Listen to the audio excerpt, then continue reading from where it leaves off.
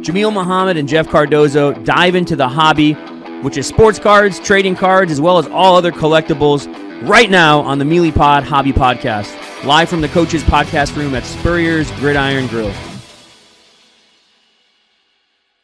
Hey everybody, it is episode 6 of the Meelypod Hobby Podcast. Jeff Cardozo, Jameel Muhammad, back at it once again from the Coach's Podcast Room here at Spurrier's Gridiron Grill in Celebration Point. Great place to be, and we've got a great show for you. Won't start off on the greatest news, but some big news coming out of Dallas, where we saw some people not doing the right thing. So anxious to hear about what's going on there, and anxious to hear from Matt LaPorta, who we will talk to. He is our guest, former first-round pick. He was traded for CC Sabathia back in the day, played for the Olympics, and whole lot of accolades, and he's got some pretty cool cards that we will discuss with him as well. And there's always cool cards out there, and we will hear about 1 or 2 or 3 or 6 maybe that have maybe turned the card world around. But it's always is turning things around when Jameel is here, because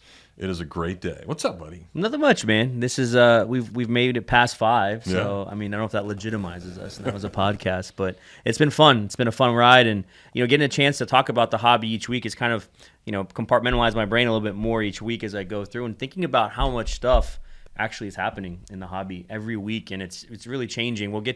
I'll share about the Dallas card show in just a moment, but there were 2 other bits before that. One being that the PSA 10 Michael Jordan rookie card has never had an exemplar in the pop report of a PSA 10-10. Some kids call that a PSA 20. Okay. But a 10-10 with the autograph being a 10. So Jordan rookie card is already coveted, but if you get any Jordan rookie card autographed by Jordan, which is super hard to get, it's an amazing collectible, 5 figures, big stuff.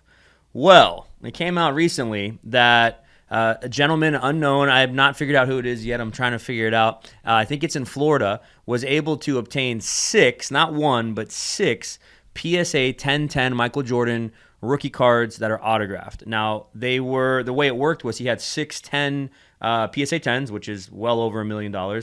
Got PSA to fly in. All right, so kind of like you flying on PJs, all over the world. Sure. Getting them to fly in, and then they cracked open the 6 of them. Jordan was at this establishment, wherever it was at, cracked open the 10, so I can imagine how they're handling that, right? Then Jordan took a blue Sharpie, which many people are really weird about this, because on some of the pictures it looks really bad, actually, the darkness of the blue Sharpie on there. Some of the pictures looks really good. He signed 6 of them, with 4 of them having incredible inscriptions, including how many MVPs, how many titles he has, Defensive Rookie of the Year, and MVP Finals, very unique inscriptions, and then 2 that are just with the autograph.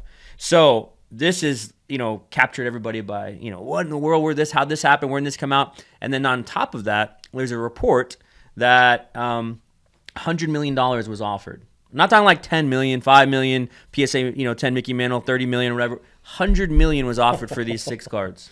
So just a payday for you, but 100 mil. And if that's true, and I think about this, that really legitimizes cards. That really legitimizes cards as an incredible investment. And this is a 1986 card now. This is not a card that is, you're talking about the Honus Wagner and old Babe Ruth to the 3 Rowdies. It's a card that, lasts 40, 50 years. So, and there's a lot of that Fleer card. So something interesting to think about. It'll be very interesting to watch the Michael Jordan rookie cards as the national approaches, seeing how people look at that and treat that from an investment standpoint. I have a feeling that if there's any autographed Michael Jordan rookie cards or rookie stickers, they're going to be really hot at the national just because of that news. So one big thing there. And then the other little tidbit I have before we talk about Dallas is we had Series 2 come out not too long ago. We opened some packs in here. Jeff was pulling all sorts of bangers. And there was a 1-of-1 Wembanyama CJ Stroud card that everybody was chasing, because it was this kind of uniqueness of football and basketball and the baseball product that's such a quintessential product.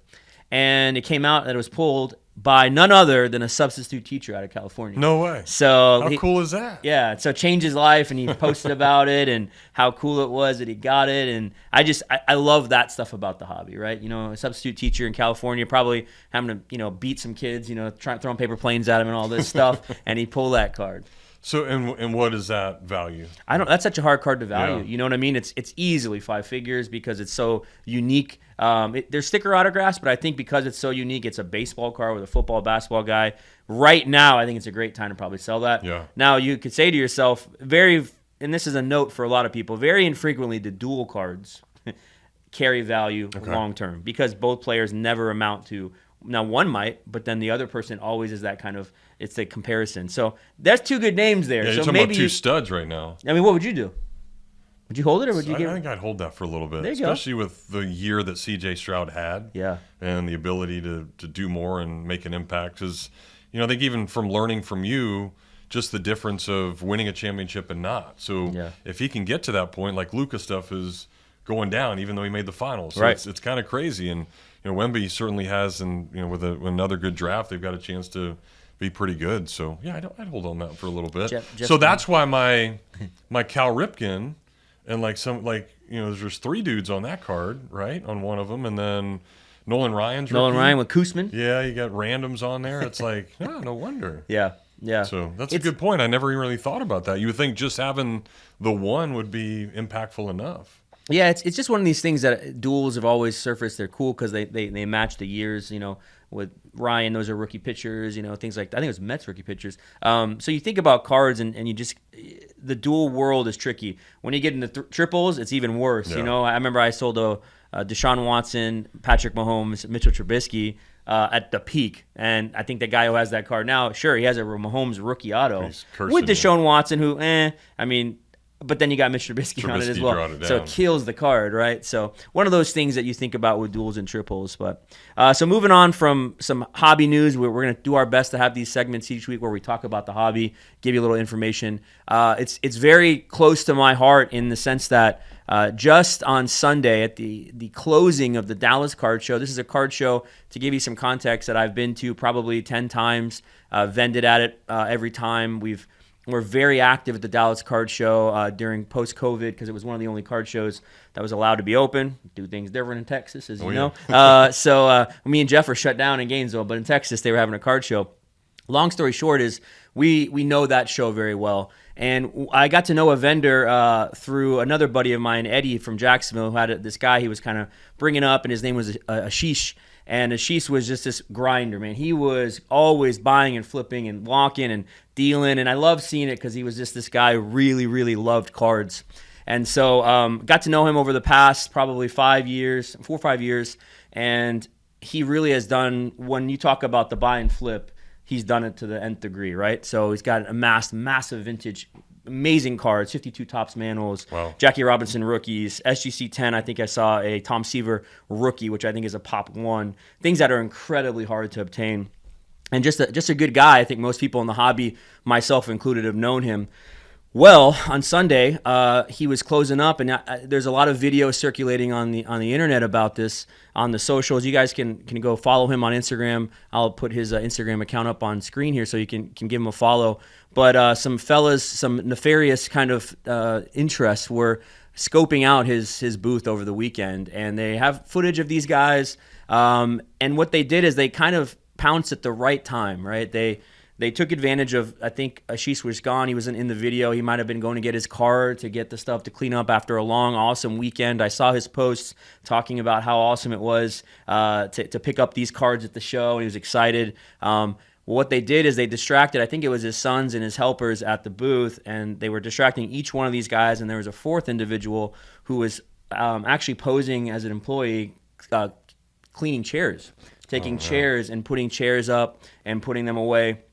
And I mean, if I was there, I would have thought the same thing. Like, oh, this guy's just cleaning up. Didn't have any badge or anything, but he was cleaning up chairs, and he was watching. And as you look at these videos, you can see he took the exact moment when all 3 helpers were being distracted by, of course, the other guys that are involved in this. And he walked up into the middle of their booth and just very casually pulled out a Zion case or Pelican case that had all of Ashish's cards from that show inside of it. And you might say, well, how many cards could you fit? Well, probably about 100, 150 cards in there. These weren't your, Topps paper Ellie De La Cruz rookie cards. Like I said, these were massive cards. I think the amount is somewhere between $1.5 and $2 million assessed in the value. And he just literally picked it up, walked out of the building, and so there's this big manhunt, for getting these cards. Now, there's a list online. You can go find it under his Instagram account with the cert numbers and all that. And I've done my part as a shop owner, I think, to try and pass that information along to my team, to other people. I've done, just kind of contacted him, shown support the best you can. And, you try and push these things to help. But I've been there, I've been there in 2018 in Chicago. We were robbed, and it wasn't even really our fault. It was kind of the booth mates behind us had shifted their formation and let people come in, and we got robbed. And I mean, the feeling I had at that time was about $22,000 in cards pre-COVID. So now it's probably $100K in cards. But just that feeling of loss, and what did I do? How did this happen? Why did no one help? Why did no one see this? There was no good camera footage at that national. This is a very real problem, is theft. And I think about Ashish and his kids and his helper, like what they must be going through right now. I will say this, Jeff. One thing for me, and hopefully this podcast, what we do is we're educating, we're helping people understand. We're not subjecting people to what I'm seeing in the hobby community is as many people as that can will repost this information about the card theft, will not mention Ashish's name, will not talk about the dealer that lost and his life has changed, but then we'll go for all the clicks as much as possible to then boost their accounts, right? And I just think about where we're at, and this is all things, right? But the hobby specifically, like we're such a close knit, yet all I think about as an influencer, and I hate that word in itself, is how do I get more clicks at the sake of this guy losing $2 million in cards? Yeah. Not many of these videos that I've seen have mentioned, one, his name, mentioned two, how to help. Just more so contact authorities, and focusing on the big number and the cards that are lost, but then not focusing on the person. And so we can do better. I think we can do a lot better in the hobby in truly helping people, reaching out and trying to be proactive, not just passing along news, which I see all the time. We've been a victim of scam. We've been a victim of theft, and I know that feeling. So from somebody in that world, my heart goes out to Ashish and his family. I hope that we can retrieve these cards. We can do our best. I hope that the grading companies, PSA, SGC, might step up a little bit and say, you know what, because here's what's going to happen. These thieves will probably crack the cards out of the cases. Then they'll resubmit them through submissions to grade them, and then they'll hopefully get different serial numbers, but the cards still are the same cards, right? So hopefully there'll be some things that the grading companies could step in and do as well, so we can see this more as a community that's really trying to curtail and do the right thing. So hopefully this brings a lot of attention to it. I encourage you at the National. I've seen it many times as I'm focused on that. I got it on my shirt here on this side on the camera. The National, we're going to be there. We have cameras. We have setup. We have all these precautions, but I see guys still at the National with tables, cards just out, not on cases. You see people with cash in bags that they don't put in a safe or they don't keep their eye on, and someone can slip around. You got to think about these things and be careful about that. So unfortunate news. It's sad to think, and I know a lot of people probably think like, why no security? How could you do this? It's a slip of judgment, and at these card shows, there's so much going on. Tim at our shop always jokes me because I always say it's a very cerebral kind of event because you're constantly thinking about stuff, and just that lapse in judgment for 2 seconds, I think the case was stolen in about 4 or 5 seconds, can be a huge loss. So just something to think about, hobby. I think that we can do a better job in that, and it's unfortunate. Hopefully we can retrieve these cards for Ashish. Well, and I think that's, I don't know if it's neat in a bad story like this, but learning now from you is, I think we look at a lot of things in life as there's rivalries, and you don't want to see the guy next door do good, and you want all the benefit for yourself. So just to hear that and stuff like that, and the way the hobby community is, the card community, and guys helping each other and fighting for each other. I mean, normally you would think that, oh, that's cool that he lost all his cards, now I'm going to benefit or something from that. But the ability for you guys out there to want to help and want to make sure that this obviously doesn't happen to somebody else, let alone you, is a really big deal. Yeah, that feeling is just it's very visceral. Awful. I know if anybody's ever had something stolen, you know what I'm talking about. But it's this like gut wrenching feeling, this empty feeling of, and then the questions, and never really getting people to really believe, why can't you help me, or the authorities, or whatever it gets to. Hopefully this might see the FBI involved. It's $2 million in cards. There's serial numbers, there's documentation. But we'll see what happens. And well, and I guess so how much does that play into it? Like if a big card is getting sold, one that they know is on this list now, Is there a history of being able to retrieve stuff or track guys down that have done theft in the past? So every state's different with laws, of course, but if I were to buy one of these cards not knowing and then finding out that it was stolen, it really is his property. You know what I mean? It was stolen property. So I think through those things, at the National, one thing that we have to be aware of now is cards on that list that are coming up to the booth that are not graded, right? That are raw, that are cracked, and looking at these people, and you start to second guess everybody, and you start to become much more of a detective than a sports card enthusiast. So it does unfortunately suck. I mean, another way, I don't know how to put it, but there is ways I think for the community to help provide if they do see these cards somewhere. All right. Well, hopefully that'll get shored up, and certainly some sad news. But we'll try to happy it up. We'll step aside on the Meelypod Hobby Podcast, talk to Matt LaPorta, former big leaguer, next on the show. Things have certainly got a little out of hand lately when it comes to just buying our everyday necessities. Just look at gas, streaming services, and heck, even chicken wings. Well, there is one necessity that shouldn't cost a ton: taking care of yourself and helping fix all the aches and pains in life, and the fine folks at Titan MRI agree. With costs a fraction of what you'd pay at a hospital, you'll not only save money, you'll be taken care of by staff with over 20 years experience. So when you need an MRI, call Titan first, and you can go where your doctors send their families. Now offering CAT scans. This is Jameel, owner of the Meelypop shop, Gainesville's home for collectibles of all sorts, including every single type of sports cards, whether it be Panini, Topps, Leaf, Upper Deck. We have it. Come on in, get yourself a box, a pack, get yourself some supplies, get into our breaks, get your Pokemon, get your Yu-Gi-Oh!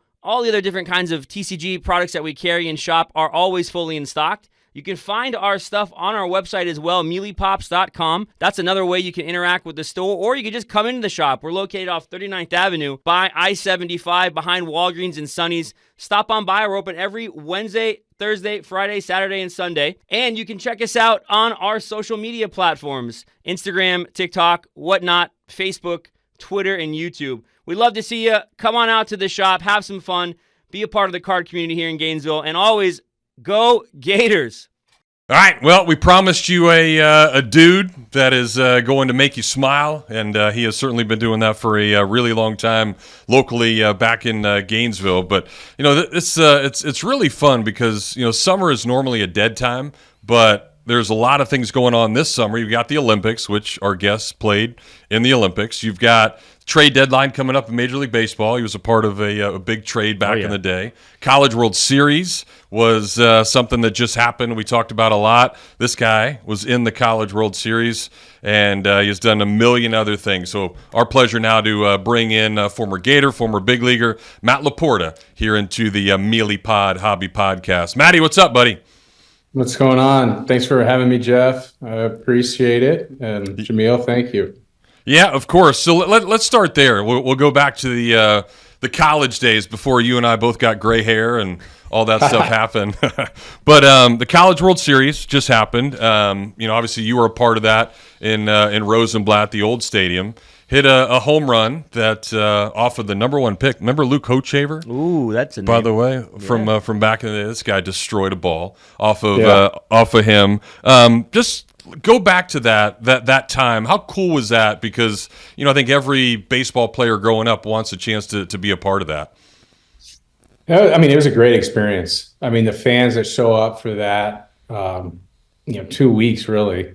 It was just incredible, and to get to play in the College World Series, kind of all of the elite teams and the elite players, just incredible experience. 74 home runs, Matt. That's the number that comes to mind, and we never thought would that Gator record be shattered, or not shattered, but beat, just barely, beat. It wasn't shattered because that's a feat in its own. But so Jack Caglione comes through, and you had a chance to go to Omaha this year. You were there for the tying home run, 74th, and you were actually there you're able to see 75. I guess the question is, did you ever think this would happen, number one? And two, what was it like just being there as a fan? I know you're a Gator fan, being in the College World Series and that whole atmosphere. Yeah, great question. I mean, it was kind of an impromptu trip for our family and I. We're like, this summer, let's go do it. So we headed out that way, and we actually we drove, which probably it ended up great. But we drove so we could just have the flexibility to stay out there as long as the Gators were in it. And so it was a great experience to have my kids there, go through the whole College World Series and do all the events, and take the kids around to the shops and show them different stuff, and then to be a part of the games. It was a blast. My kids loved it. I mean, there was games that were played at 10:30 at night, and then double headers, and we even went and watched several other games outside of the Gators, and we just had a good time. And then, to be there and Jack hit that, was it a good feeling, a bad feeling? Like, what was going through your mind when you're like, oh man, that's the one that passes me now? Yeah. I mean, really, I was impressed because to Jameel's point, like, honestly, I didn't think that anybody would break it. Not because I was so good. I think that you had to have a career like Jack has had in order to touch it. You had to hit 30 home runs a year or more, really, to get to that record, I think. And he just, obviously he did that. He crushed it. And I mean, so to have it broke by somebody like him is an honor, right? I think the guy is an unbelievable baseball player. I think he's gonna have a great big league career. So it is what it is. And it was cool that my kids got to be a part of it. And see it. And really they were even, rooting Jack on, right? Like they loved it just as much. And it was a great family experience to have that happen. And for us to be in Omaha while it happened was even better. Well, and it was obviously a great college career. I got to watch every single game throughout all that and be a part of the so many great moments. So, I mean, you think about it, 2-time SEC Player of the Year, that had never been done before. You're in the UF Hall of Fame, all these things. What was, I think we see a lot of kids to make that decision to maybe get drafted and then go into pro ball early or have that college experience. But what did the college experience do for you and helping you now 20 years later? That's a great question. I think the college experience, it helped me mature as a person, as a player. I think it taught me how to deal with failures. It taught me how to continue to persevere through whether it's injuries or not playing. Because I didn't, a lot of people don't remember, but I didn't play a lot my freshman year. Yeah. I definitely didn't start. And so it wasn't until the latter half of the year where I started getting some playing time. And prior to that, it was just pinch hit, here and there. And so I think for me, the college game allows you to just mature as a player and as a person. And I think if signing at 18 years old into pro ball, and if you don't have a good support system around you, I think it can be an uphill battle to get to the big leagues. Even if you are a first rounder, it's tough, man. There's some good points there. I mean, fast forward a little bit there, you're thinking through the college experience, you then get drafted number 7, and that's like a major accomplishment. I mean, growing up, I'm sure you saw baseball cards and jerseys and dreamt that your name would be on it. What is that moment actually like when you hear your name called? I think we got the draft coming up very soon, which I'm sure a lot of these guys are just going to be ecstatic to get to play at the next level. What is it like to hear that, and then also maybe when you got your first baseball card, and Bowman card or Topps card, when you were on those cards in the 2000s, what was that like, that feeling? Yeah, great question. I think for me, I had a unique path to being drafted. I got drafted out of high school by the Cubs. I was a 14th rounder. I turned that down. Obviously went to UF. And then I got drafted again after my junior year in the 14th round. Actually 3 picks later than when I did in high school. Now I was going to get a little bit more money at that time. But and I remember my first time going through it, my parents did this draft party and all of this. And then I remember the second time, my mom having like a little get together at the house in Gainesville. And by the third time, I was like, whatever, man, whatever's going to happen is going to happen. I remember I was actually with Brian LeClaire, an old teammate of mine. Their family owns International Diamond Center. And we were out at a diamond show in Beverly Hills. And, him and I just got up. We had breakfast that day. I got a call from my agent. Hey, it sounds like the Brewers might take you the 7th overall pick, to play left field. And I had just gone and done a workout for him earlier that week. And I was like, all right, cool. Sounds good. I'll believe it when I see it. And they were like, well, would you sign for, the signing bonus they're talking about? I'm like, yeah, man, if it's there, it's the slot, let's go. And sure enough, the 7th pick rolls around, and then at the bottom of the ticker, you see my name pass by, and you see Bud Selig announce it, and I was like, "Whoa, this really happened!" So it was a unique experience. So those first couple years, and I know Topps.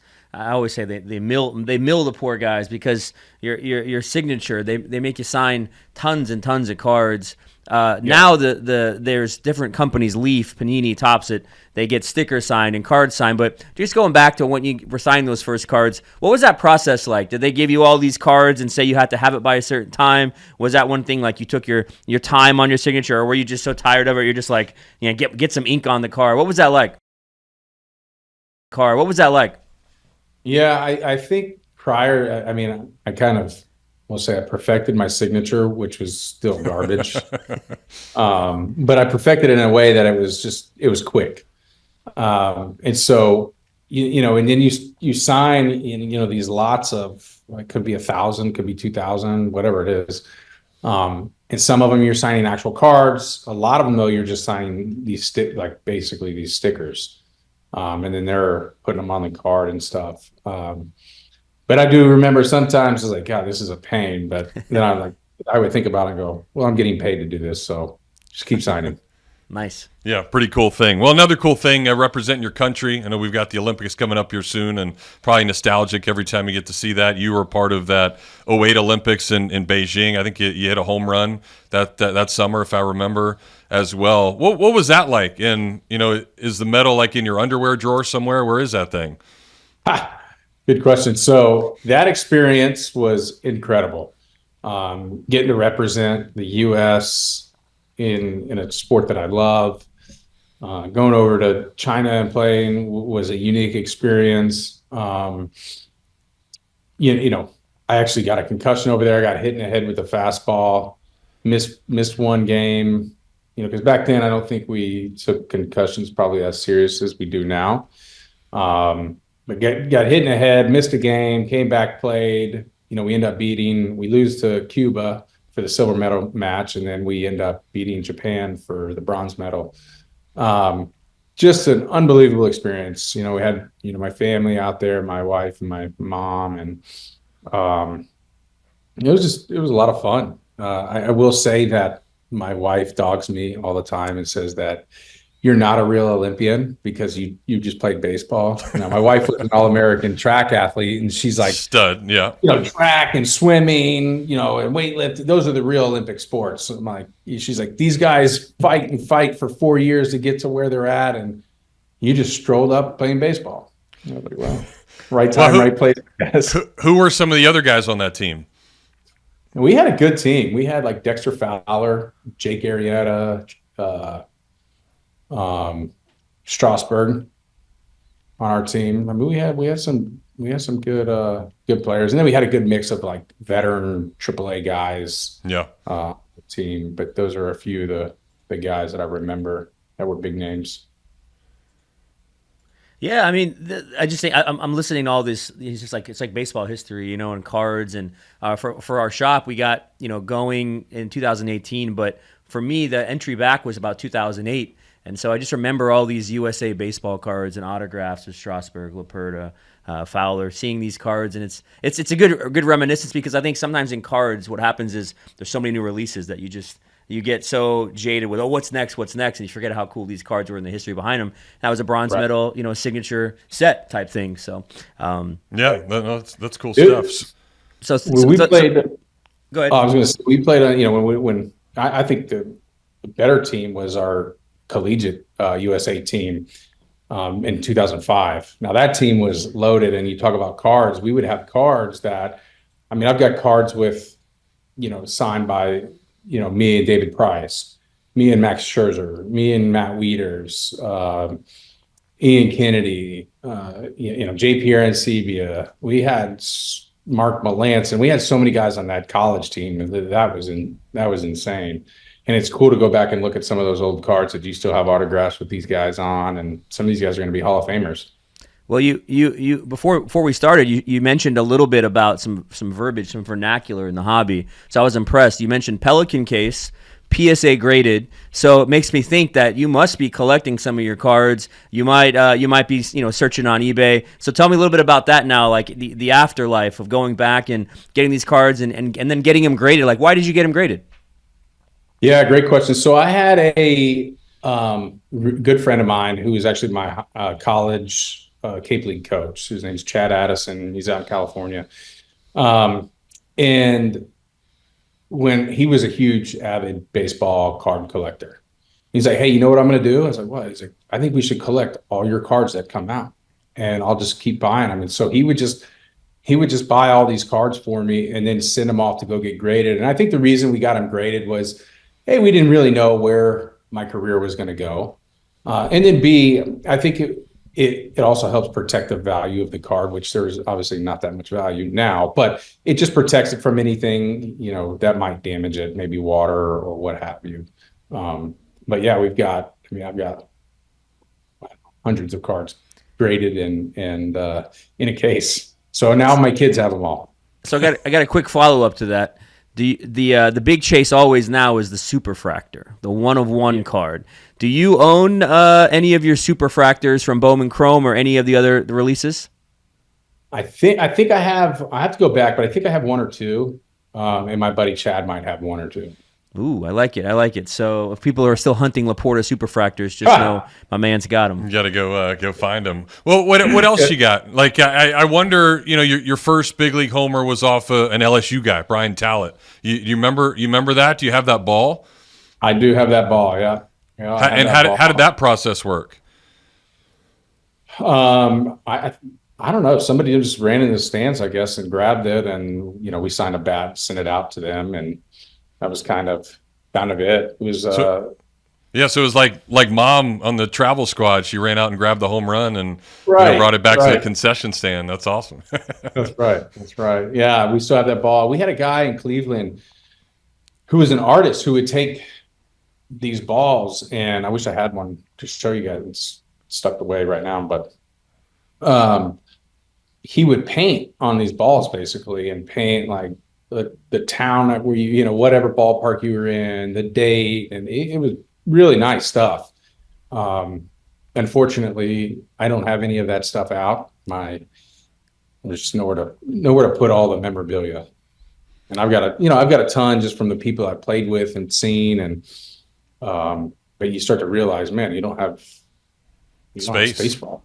Yeah, well, there's a lot. That's why you need a card shop. Yeah, I guess that's kind of what my wife says. Is we didn't know we started a business. You just got a bigger man cave type thing. So, but right. No, it's always the conundrum, right? Where do I put all this? How do I make the wife happy with it? And I get a lot of the guys that come in, Matt, that hey, my wife said I got to sell this, so give me some money for it. But then again, they go and buy more boxes with it. So I mean, it's just kind of how the hobby is.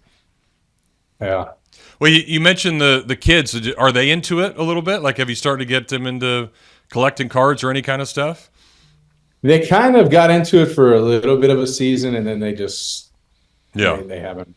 I mean, they enjoy every once in a while. They'll show their friends like the stack of my cards, but that's kind of it. Are you like do they watch baseball now and kind of have guys that they root for, and then you try to say, well, hey, I did that, and they're like, yeah, whatever, you're just dad. Yeah.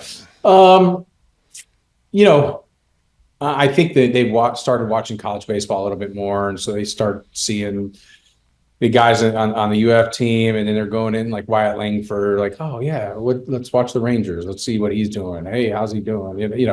But we don't watch it a ton. There's just not a lot of time to watch baseball, and they just don't want to watch it. Well, there's a couple things, just a quick answer on both of these, because I just think of some of the finer moments and the good times. So I mentioned the homer at Rosenblatt off of Hochever. What was better, that one or Vandy in extra innings that same year? The Vandy Grand Slam by far was the best. The one where they walked Adam Davis to load the bases up. Yeah. And I hit that ball out on 3-2, and I remember just walking to first base. I thought Coach Mack was going to kill me. He was yelling at me, and then I remember coming around third, and Clemson's head baseball coach, Backett. Yep, Eric Backett. Yep. He was in the dugout, and he was feisty. He was feisty, like fit guy, like good intensity.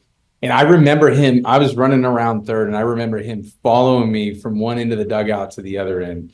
And I thought he was going to. And he got up on the step. I literally thought he was going to come out of the dugout and like spear me or something. Oh man! Oh, it was such a big. And Jameel, it's one of those, when you see these epic home runs when you're making calls, and certainly some you don't know if they're going to get out. That was almost one of those where I was just going to be like, holy, in a bad word, because you just knew the impact and how hard that ball was hit. Well, I mean, I think that helped us win the SEC. Yeah, it did. We had to sweep Vandy, or at least 2 out of 3 to go. And that game was tight. Jensen Lewis was throwing a great game, and he had already punched me out twice. So it was just the moment just lined up, and it was like, dude, you just walk this guy to get to the guy leading the home run in the country in home runs. Yeah, I'm going to pay for this. Yeah, that he did. Led the country that year, 2005. And then another one for you too. You're a big golfer now. I know you do a great job of the charity tournament down there in the Tampa area. So what would be cooler, driving a par 4 or hitting like a 400-foot homer?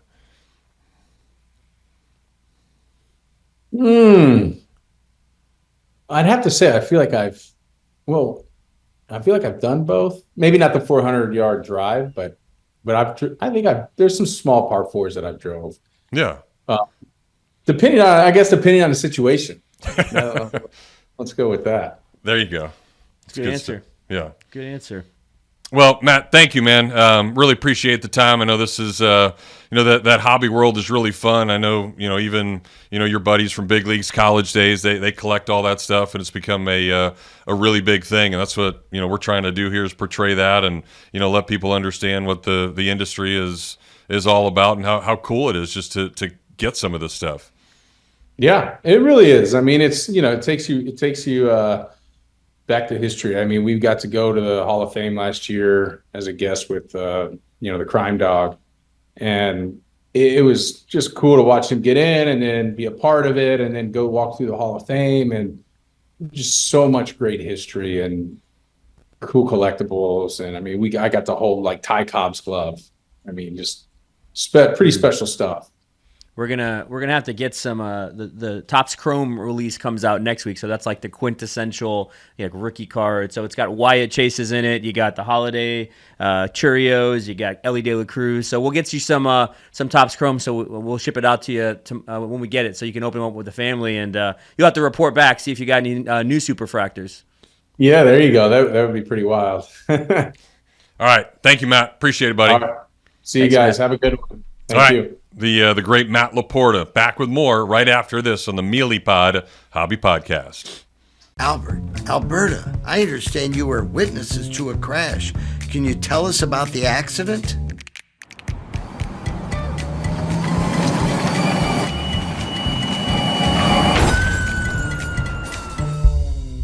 When you're in a crash, it's important to get witness statements immediately after the accident. Whether you're in a car, truck, motorcycle, scooter, or even a golf cart accident, at Meldon Law, we won't back down.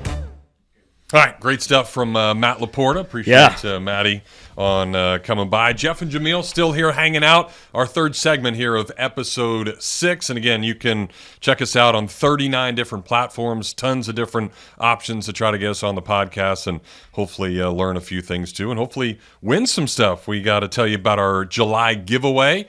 Here as we start things off. And again, the Olympics are coming up. Matt LaPorta, you heard from him that he participated in the Olympics, has that bronze medal from back in the day. We hope that the guy that signed these things has a gold. He already has a silver, but Grant Holloway was in the shop, and now you're going to make somebody really happy throughout July. Yeah, so what we want to do is we want to give away one of these. These are, as you guys have maybe watched episode 4, we got a JSA certified, autographed Adidas track spikes. I always call them cleats, but they're really track spikes they call them. And we have one of each. So what we're going to do, again, just like we did in June, July giveaway will be a Facebook option, and there'll be a YouTube option. All you got to do, episodes 5, 6 today, 7 and 8, 5 through 8, four July episodes. Just go in and comment who your favorite Gator Olympian is, and you can do on both of them if you'd like. We're gonna give away one cleat, one spike to each of those winners. One of these on the side says "Go Gators, Grant Holloway," and then on the other side it says Grant Holloway with his world record times, which maybe he might have to sign, come back. Maybe we can get him to do a third signature on it for you. Yeah, add to it. But Grant's a great guy, as you guys know. We have so many Gator Olympians, and not just on the U.S. I mean, they're all over the country. Yeah, you have so many options to pick a name. There are 34 current or former Gators in the Olympics this summer from 12 different countries. So obviously Gator Nation is everywhere and worldwide, and we're nationwide on this podcast. Appreciate everybody for being a part of that, and I know you appreciated JSA coming in the shop too. That was a big deal. We had them on the podcast a few weeks ago, but for them to come to your card shop and be able to make some people happy and get some good stuff was pretty cool. Well, the cool thing about the JSA days and even PSA days when we have these autographs is you just don't know what's going to walk in the door. And so many cool old baseballs came in.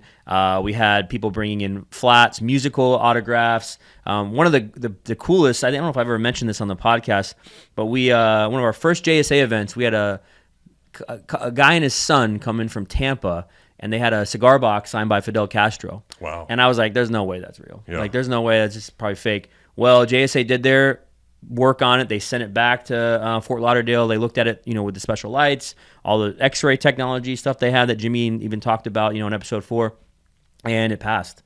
And so I can't imagine what something like that's worth. You know what I mean? But with these Holloway cleats, just so you know, you're getting something that's authentic. It's an autographed Olympian. We're hoping and praying he gets a gold medal for the U.S.